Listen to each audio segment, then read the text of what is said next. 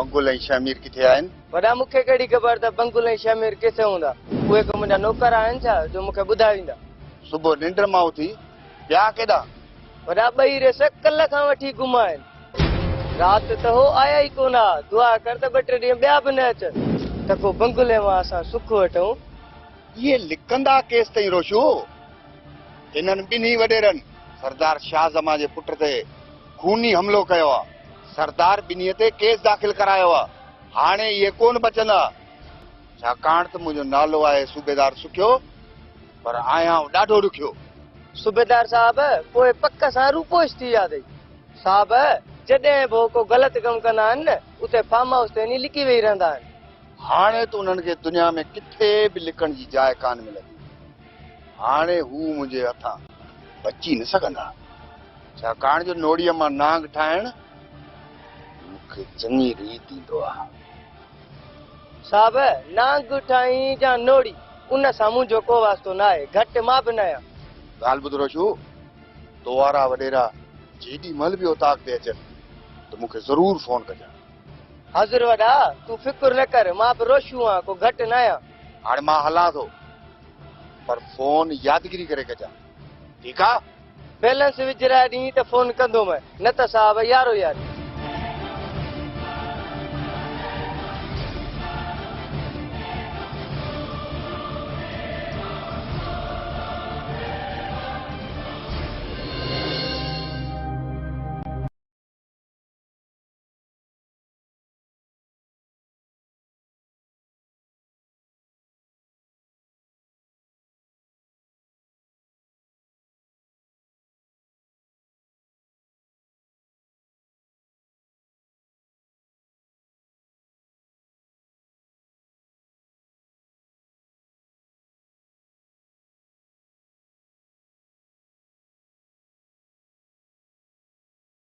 दरिया खान खे कॾहिं बि बख़्श कोन कंदुसि। मां हुन खां पंहिंजे पुट जे खून जो पलांद ज़रूर वठंदुसि।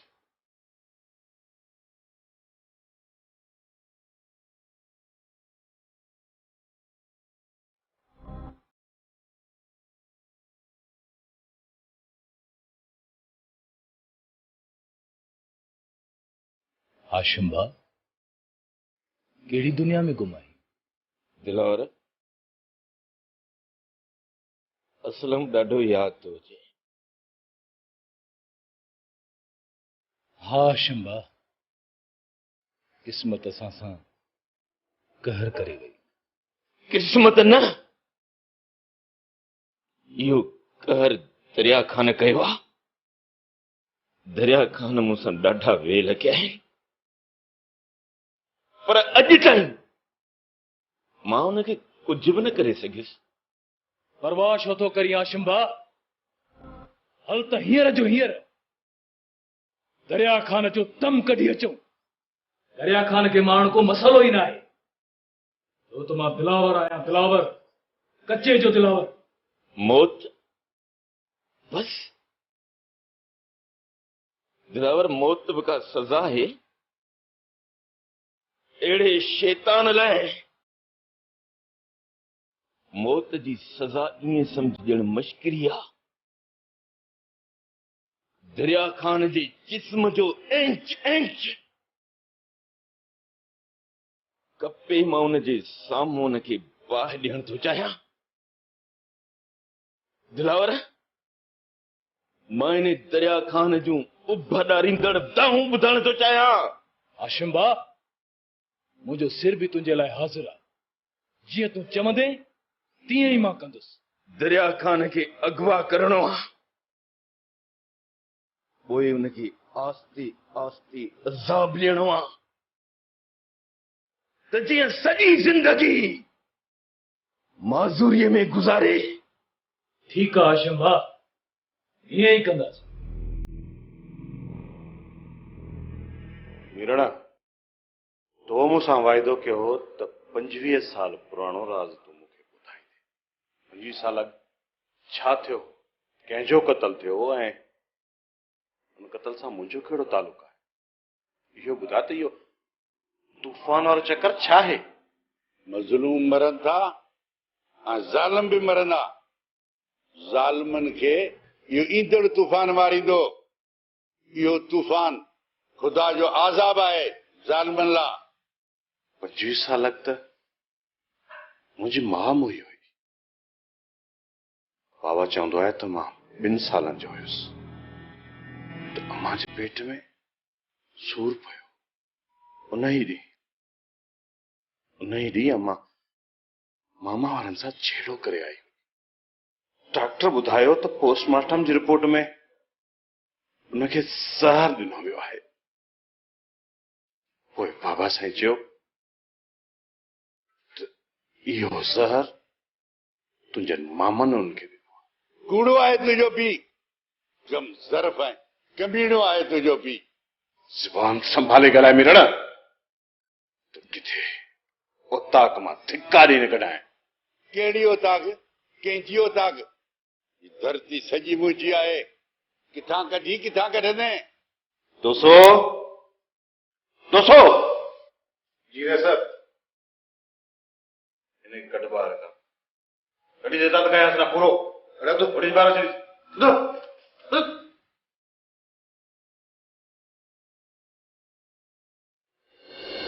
हाणे तव्हांजी तबियत कीअं ठीकु आहियां चमाओ धक हुयो पर हाशिम हिकिड़ी ॻाल्हि मूंखे परेशान करे छॾी आहे वैसे तूं परेशान न थी रुगो बाबल साईं इजाज़त ॾे न त शमीर ऐं बंगुल जा लाश हिक ॾींहं में हिते तोखे आणे ॾियां पर छा कयां बाबल साईं आहे रामदिल माण्हू उन जे करे हर दफ़े मार खाई था वञूं हाशिम इहा ॻाल्हि न आहे जेकॾहिं असां शमीर ऐं बंगल खे मारे बि छॾियूं त छा थींदो मुंहिंजो ज़ख़म ठीकु त कोन थींदो न हीउ ज़ख़म त ठीकु थींदो दवा सां ऐं दवा मिलंदी अस्पताल में हा रेस ज़ख़म त दवा सां ई ठीकु थींदो पर अफ़सोस असांजे ॻोठ में न को डॉक्टर आहे न ई का अस्पताल छा हितां जे माण्हुनि जो इलाज हजम ऐं मास्तर कंदा आहिनि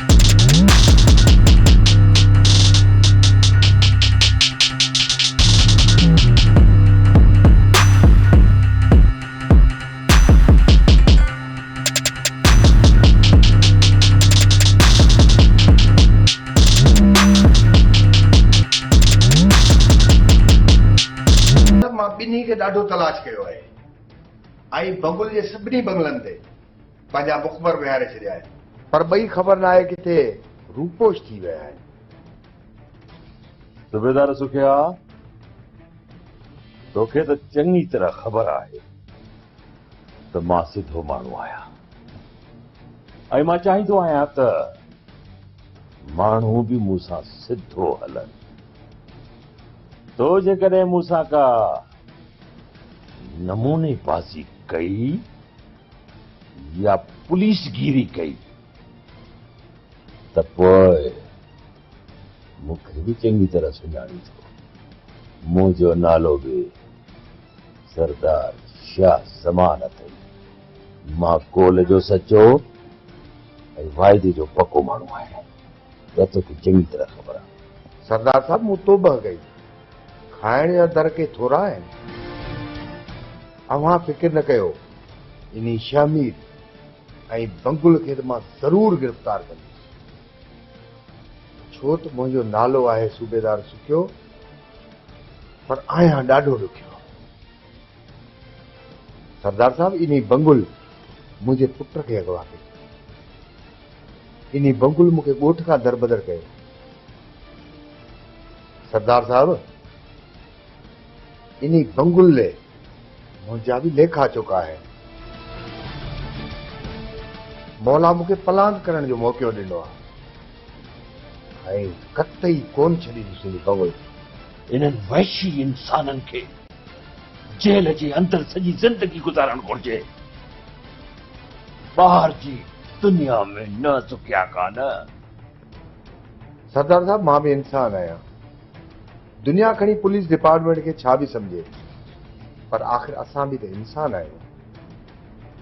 मुजुर्मनि सां गॾु रही रही असां पाण पत्थर थी विया आहियूं,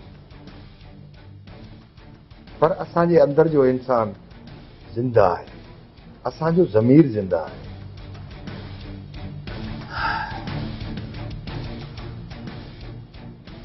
मां सम्झां थो सूबेदार सुखिया, पुलिस ख़राब नाहे पुलिस ख़राब।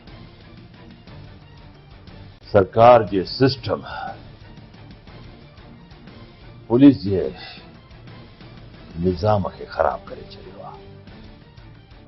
कामोरनि जी करप्शन मुल्क जूं पाड़ू पटे छॾियो आहे।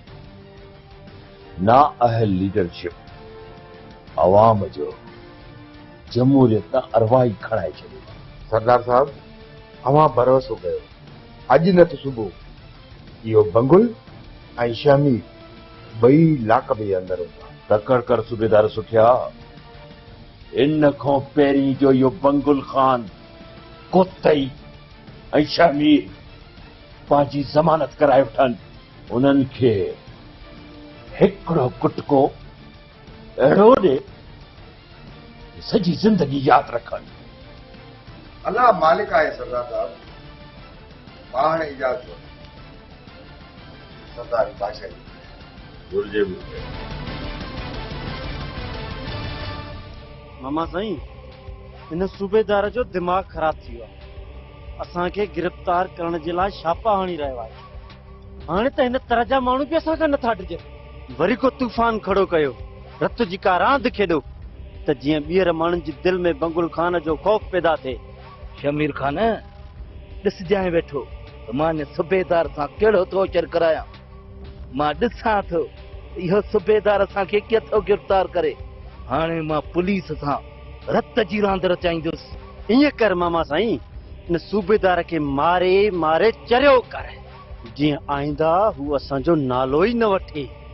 हा भाणज, पुलिस जी गिरफ़्तारी खां अॻु वकील रुगो ज़मानत कराए वठे, पोइ इन सूबेदार खे ॾिसां थो।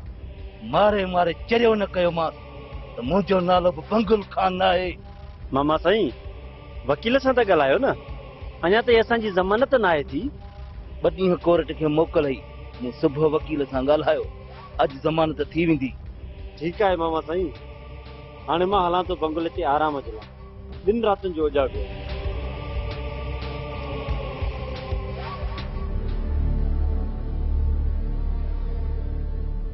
ही जेका सॼी मिल्कियत दरिया खान वटि आहे न, इहा दरिया खान जी न, तुंहिंजी माउ जी आहे। दरिया खान तुंहिंजे नाने जो नौकर हो।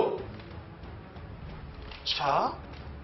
हा बहादुर खान, इहा ई हक़ीक़त आहे त जवानी में दरिया खान बहादुरी में पंहिंजो मट पाण हो, ऐं पोइ हुन तुंहिंजी माउ सां शादी कई। तुंहिंजे जनम खां पोइ तुंहिंजी माउ जा बुरा ॾींहं शुरू थी विया, छो त दरिया खान जी ज़िंदगी में शमशाद बेगम अची चुकी हुई। शमशाद बेगम ऐं दरिया खान तुंहिंजी माउ खे तशद्दुद करे मारियो। तुंहिंजी माउ खां जायदाद लिखाइण लाइ दरिया खान हुनखे एतिरो मारियो जो हू वेचारी मरी वई। न न, तूं कूड़ थो ॻाल्हाए। इहो ई सच आहे। मूं पाण पंहिंजे हिननि हथनि सां हुनखे क़बर में लाथो।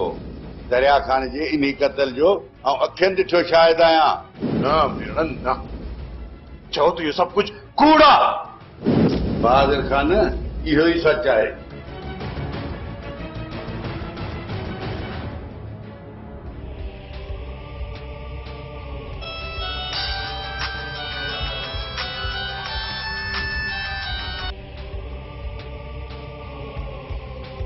हाँ वकील साहब, सर खबर है?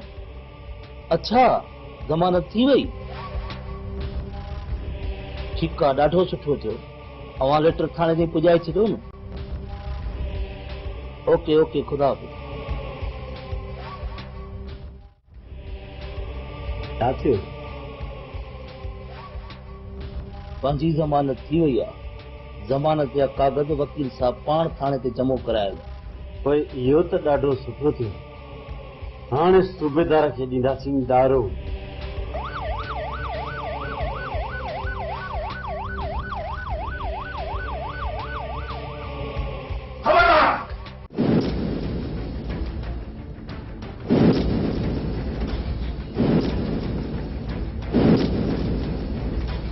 जेकॾहिं का बि चालाकी कंदो सिधियूं गोलियूं हणी इनकाउंटर करे छॾींदोसांव। छाकाणि जो पुलिस जा जवान बंगले जे अंदर ऐं बंगले जे ॿाहिरि घेरो करे चुका आहिनि। मुंहिंजो नालो अथव सूबेदार सुखियो, पर आहियां ॾाढो ॾुखियो। सूबेदार पिस्तौल हेठि कर त वॾो कंद थींदी। हेॾे तुंहिंजी हैसियत कहिड़ी आहे जो तूं बंगुल खान खे गिरफ़्तार करण आयो आहीं? जमीर रोशू खे चयो त चेला टेई डेंबू खे खोले आणे सूबेदार जे अॻियां। रेस बंगुल खान तुंहिंजे नौकरनि ऐं तुंहिंजे कुतनि जे मथां पुलिस हाणे काबिज़ थी चुकी आहे। तव्हां ॿई कानून खे घुरबल आहियो। हलो भई थाणे ते। सूबेदार अॼु असां हथे खाली आहियूं, न त तोखे गोलीअ जो जवाब गोलीअ सां ॾियूं हा। मामा ॾेखारियांसि हथनि जो ख़ैर। न शामिर हली असांखे थाणे ते वठी हले। जॾहिं कोर्ट जा कागज़ अॻियां ईंदुसि त पाण ई मुंहुं भर अची किरंदो। हल सूबेदार।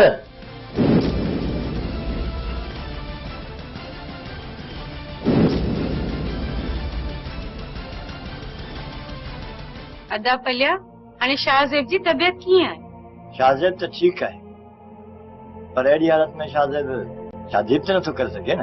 मूं त सोचियो त मीरा जल्द पंहिंजे घर तड़वारी थी, पर शायदि अदा पलिया तोखे इहा ख़बर न आहे त तुंहिंजूं धीअरियूं चोटी जी निभागियूं आहिनि। अदा पलिया, कॾहिं न कॾहिं इहा मीरा शाहज़ेब जो सिर खणंदी, जॾहिं न करे त करे छा? भाॼाई, माण्हू निभागा न आहिनि। इहो त ख़ुदा जे तरफ़ां असां ते। मां त तोखे सच थी चवां, मेणा कान थी ॾियां। मां चवां थी त छोकिरियुनि ते पढ़ाई कराए, को तावीज़ फीणो कराइनि त छोकिरियुनि ताईं इहा नहुस ख़तम थिए, न त तो वारी इन धीअरनि जो घर में ई मथो अछो थी वञे।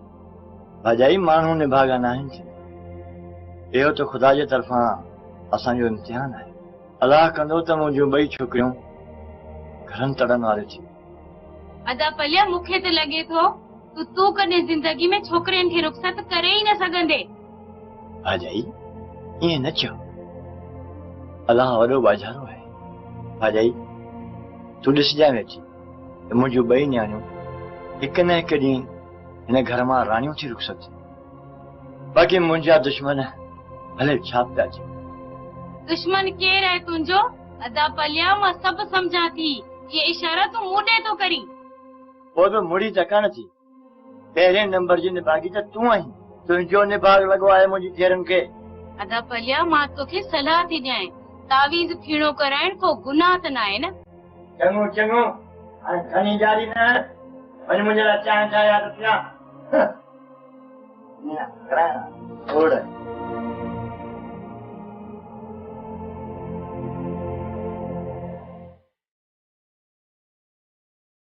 बाबा, अम्मा जो मौत कीअं थी? बाबा, मां तोखे ॿुधाए चुको आहियां। तोखे थियो छा आहे? तोखे 25 साल पुराणा किस्सा खणी खोलिया अथई।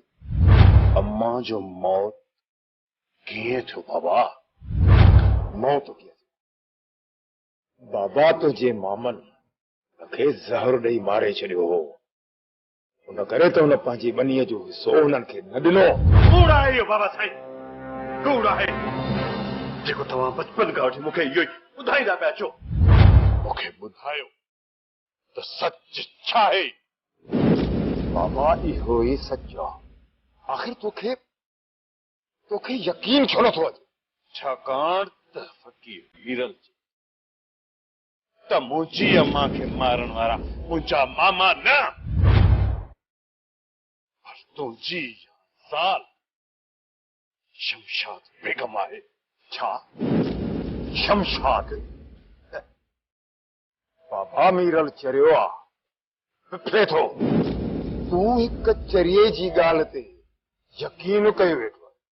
हा बाबा साईं छो त चरिया कूड़ न आहिनि ॻाल्हि तुंहिंजी इहा ज़ाल मुंहिंजी माउ जी कातिल आहे पर तव्हां मुंहिंजी अम्मा जे क़त्ल जो केस मुंहिंजे मामा जे मथां हणी उनखे जेल में बंदि कराए छॾियो पर हाणे मामा आज़ाद थी चुको आहे। बाबा इहो सभु कूड़ आहे हक़ीक़त न आहे। सच ऐं कूड़ जो फ़ैसिलो त मामा कंदो पोइ ख़बर पइजी वेंदी त केरु सचो आहे ऐं केरु कूड़ो।